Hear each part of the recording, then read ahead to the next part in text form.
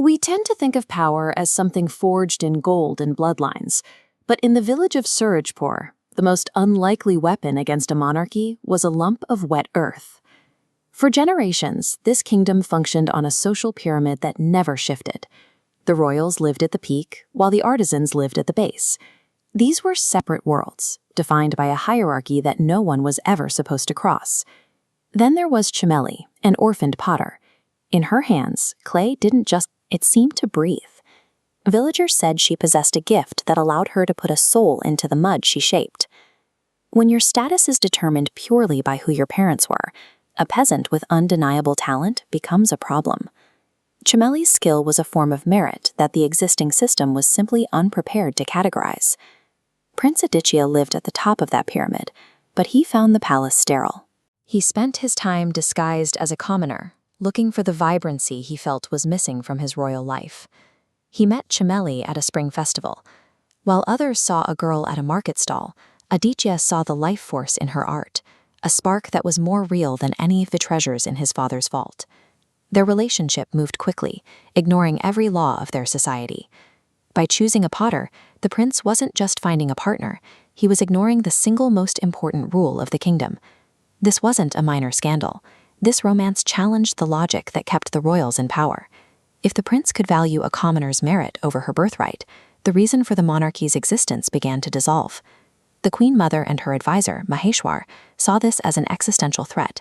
They viewed themselves as the defenders of the crown, responsible for making sure the lower classes stayed exactly where they belonged.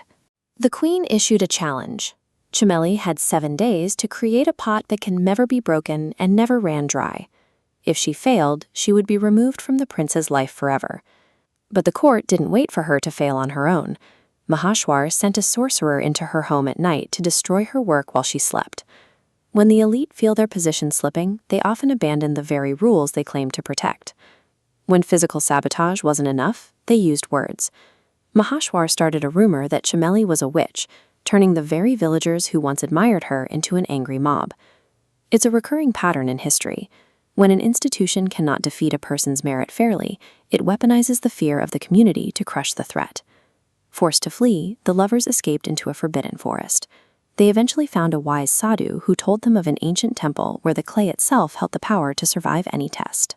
Their first test was a massive tiger with eyes like embers.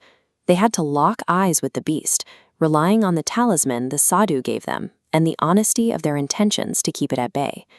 They continued through the jungle, crossing bridges that crumbled beneath them and facing a giant serpent. Each trial forced them to stop thinking like a prince and a potter and start acting as a single unit. By the time they reached the temple, Maheshwar's soldiers had caught up. They had to secure the clay while standing their ground against the very men who had tried to destroy them. These trials stripped away their titles. Before they could ever change the kingdom, they had to prove they could survive the consequences of challenging it. With the temple clay, Chameli created the unity pot. It was a masterpiece of shifting colors that fulfilled the queen's demand. It was unbreakable and eternally full. But the pot did more than hold water. It acted as a mirror, showing whoever looked into it their own deepest aspirations.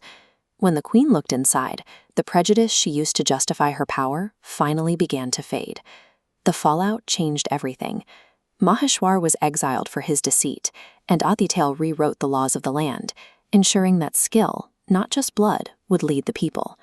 The old pyramid, built on segregation, was replaced by a network of nodes where every citizen's contribution was linked to the next. This story isn't about a lucky girl marrying a prince. It's a blueprint for change, showing that real authority isn't something you're born with. It's something you mold through courage and shared work.